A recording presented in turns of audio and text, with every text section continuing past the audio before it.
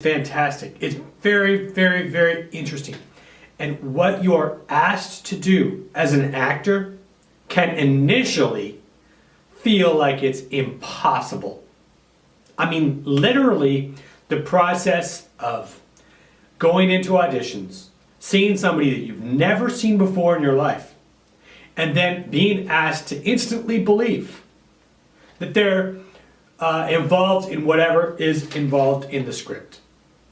This is what we're asked to do in acting. Every single day that we get an audition, this is what we're asked to do. Okay, hi, welcome. Today is an exciting day. It's actually an exciting topic. And before we get into it, we're going to do a couple things and then we will get into the topic. The topic is going to be ordinary.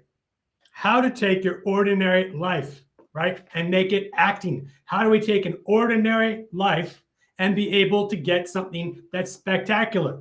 And a lot of people miss the ability of putting ordinary things in movies and films, in everyday, parts of a scene, inside of stuff for theater, all sorts of stuff in music videos. People forget this whole concept and construct of what is an ordinary life and why it's so absolutely important to an actor and to acting. So look, okay, I'll be right back. Thank you. Hi, I have studied with well over 35 different Meisner teachers. And many of them I used to watch when they were just baby Meisner students in the classes. They didn't even do teaching yet. They were just students in the classroom.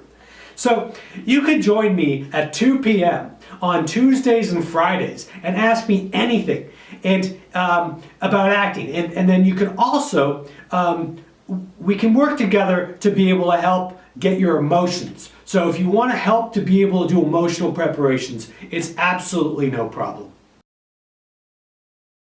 Listen, I have seen a lot of acting, and you could join me at 2 p.m. on Tuesdays and Fridays, and I will even help you do your emotional preparation.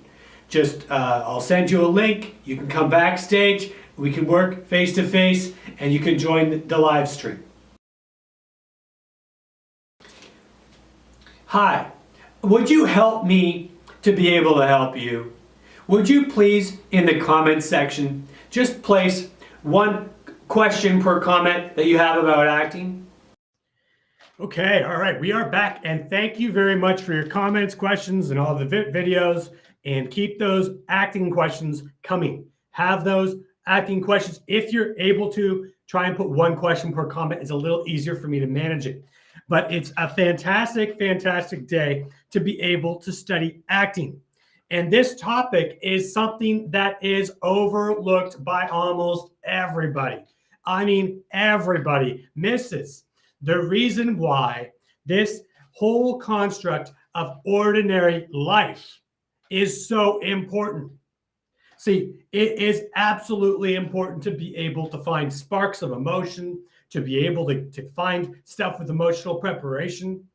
But there's this thing called ordinary life in acting.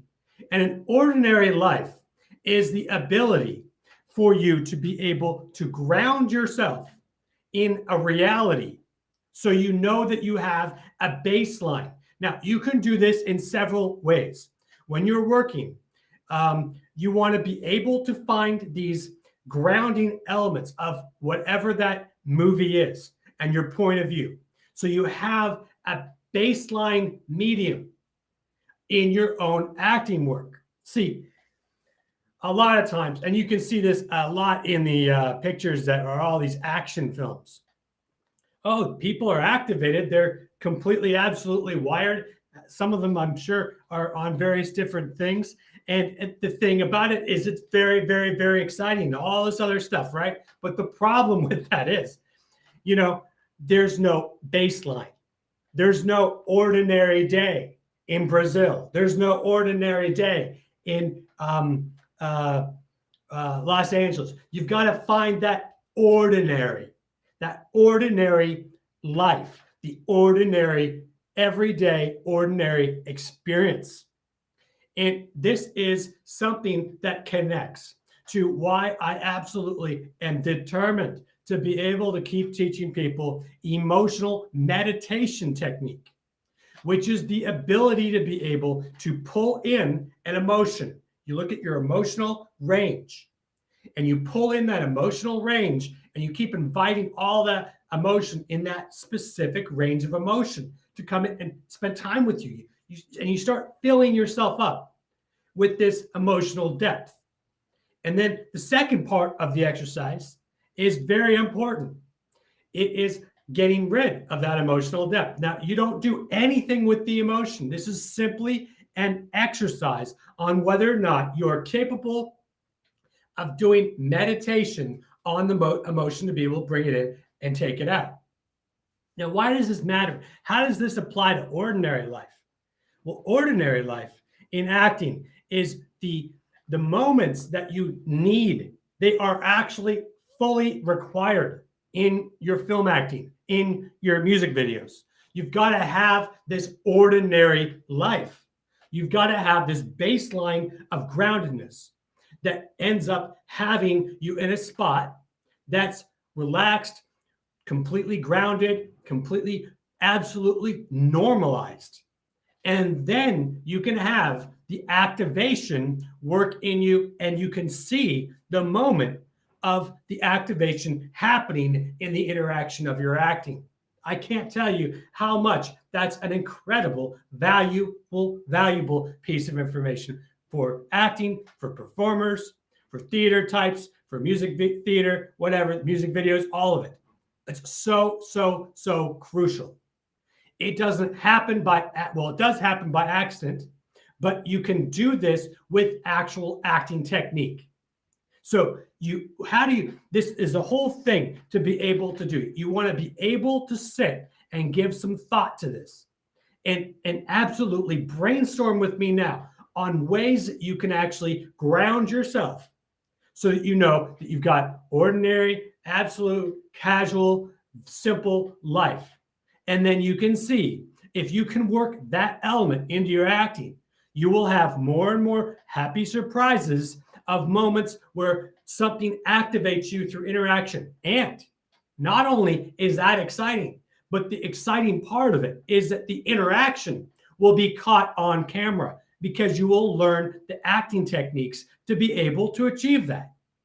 And this is why you can't absolutely, it's something that you can't forget to do. Now, doing emotional meditation technique is not emotional preparation.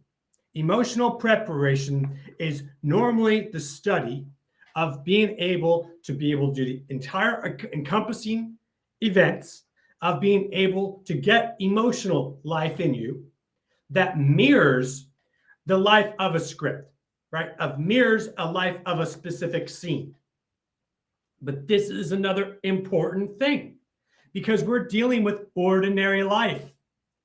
You've got to know in that scene what is ordinary. What is ordinary about it? How do we find the ordinary level? How do we get to the ground? How do we get to that moment where we've got that relaxation, everything's so for instance, someone goes to the coffee shop, right? And you decide that there's a bunch of coffee shops in one of your projects, or say in your music video, or say it's in wherever, right? And I would absolutely encourage you as an actor to go out to coffee shops more if there's a coffee shop in your scene, right? Because you want to start to be able to absorb the environments of what it's like, what's the normal environment for that environment, right? Now, this is ordinary life. This is the ability to put ordinary life in acting. You want to be able to achieve this construct where you're able to have this normalcy, this baseline of, there's this relaxation that will actually happen in your acting. And in that relaxation, you'll find this normalcy. And what you can then do, you'll actually be able to do a few different things. Now, there's some experimental exercises that I would encourage doing to be able to try and to work on. But let me tell you about ones that are non-experimental first. So there is this thing called an independent activity in an acting class. Okay, now the independent activity, right? Almost everybody teaches it that you've got to be able to go and get yourself really upset, right? And this could be a good thing. But the thing is you get really upset and then you get doing your activity, right? This is great. This is good. This is part of the training. You're being able to figure out what activates you, what stirs you up, what puts you down, what's able to be able to go. How do you get a certain range? How do you be able to activate one thing and stay relaxed? All of this stuff is part of it, right? So you've got this ability where you're working on these independent activities in your acting classes or on sound stages, right? And you've got this ability where you're working in front of audiences with doing independent activities. Now, your independent activity is an independent activity. This is the moment before the knock. This is the moment before an interruption. This is a moment of independent involvement, independent doing, in acting, in a scene, or wherever. And then there's the moment of interaction where somebody comes in, there's an interruption, there's some kind of interaction happens, right? So this exercise called the independent activity. By the way, check the store. There's lots of independent activities, but that's not why I'm saying it. But I'm saying, but look, the reality is that you look for this and you do this independent activity and you take it to different environments. You take this independent activity to different environments. Take it to the coffee shop. Do the writing of a eulogy in a coffee shop.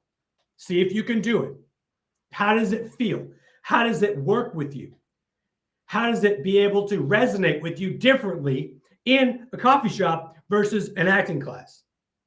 Take the independent activity that you're doing and do it in different environments. Take it back to a private area where you know that no one's normally going to disturb you, right? Whether it could be your living room, your studio, your apartment, wherever, right? You work with your ability to be able to then do that involvement. You get the motivation. You see if you can activate the motivation and get the activity done and do that activity in that other environment. Now, how does this apply to real life? How does this apply to ordinary life? It has every single thing to do with building up the strength of yourself as an actor so that you've got the ability to be able to have this ability to be able to work under environments that are performing, right, in front of people, and also to be able to hopefully be able to find that acting privacy, to be able to do where you have the concentration that's beyond the distractions. Now, this is why it's absolutely vital to use emotional preparation. Emotional preparation techniques are incredible tools. Every single person should be using them. Every single music video should be using it. Every single film should be using it. Anybody that's not using it doesn't know usually that they're either doing it automatically, which normally is not the case, or they are doing it because they're involved. And a lot of times there's these people that say, well, we don't know how to be able to get it so quick for the film. These are the reasons why you train. You train to be able to access your emotion quickly. You get it quickly. You're able to do all your work outside in your working environment, in your training, in your studios, in your acting environments, right? Then you work till you get to the point where if somebody says, we need you to call upon your sorrow, or we need you to call upon your regret, we need you to call upon your happiness. You say, okay, all right, no problem. And you do your best. And you do your best and you can do it quickly. Or you have maybe a prior ability to know what range you're looking to do, and you can do some of that preempt emotional preparation or emotional meditation exercises that allow you to build that up stronger, deeper, wider. And so you've got this ability to have this strength and this incredible emotional life flowing from you. And then you don't express it, you put it back, and then you're able to do that. And then later, you do the emotional preparation, considering all these different techniques. And then you've got the ability to match that emotion. And then the absolute key is being able to activate that, learning the technique to activate it. Can you activate your sorrow? Can you activate your regret? Can you activate your hunger? Maybe you've got this incredible drive or hunger to do something. Can you activate that? Can you activate that emotion? Can you get that emotion activated and working for you? And then can you juggle it enough to be able to get it into your acting interaction, which means you've got to receive the other person. So this is how to use ordinary life in acting. Now, I'm going to use an example of my own life. Ordinary life. Like I really haven't had an ordinary life, but I won't say. But I'll just say this: it kind of is funny. My whole life is funny. That's an understatement. So how to use an ordinary life with additions, right? So there was this time where, so it doesn't matter the story, but let's just say the circumstance that I'm going to isolate here is somebody goes through your suitcase without knowing, right? Without you knowing initially. And then you figure out who did it. And that's the ordinary life, right? So wherever a situation, somebody's gone through your suitcase without asking, without telling you that they've gone through it.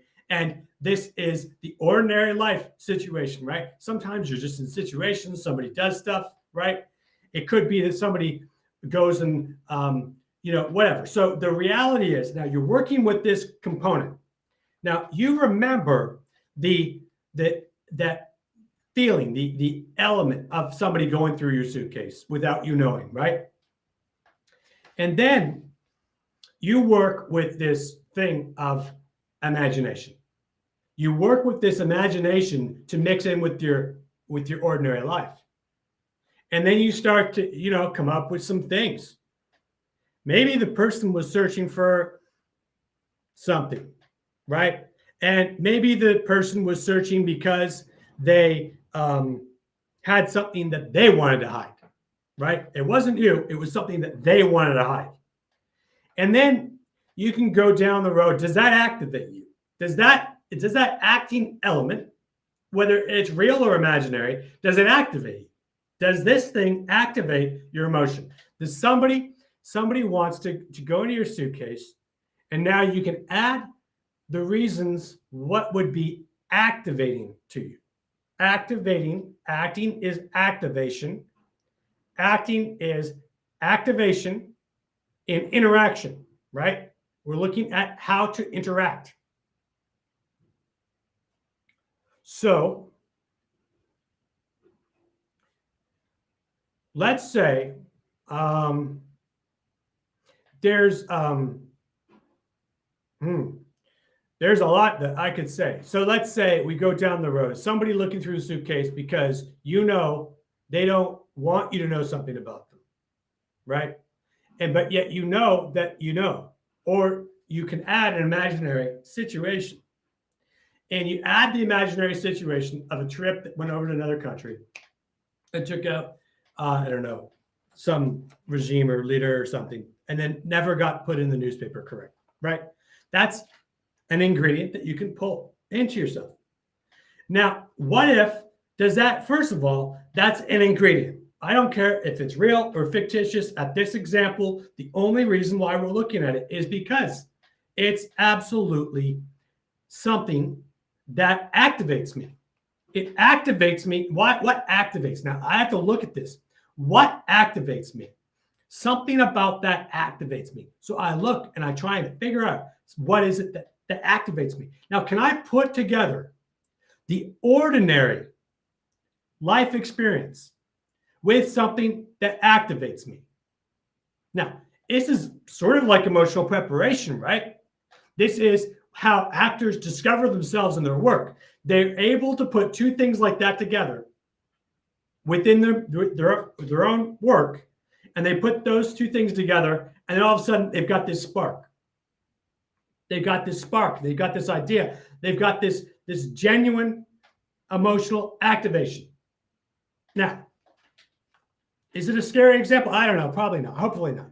But the reality to this is it's practical, and that's as far as I should go. It's right. So we're dealing with this whole thing, right?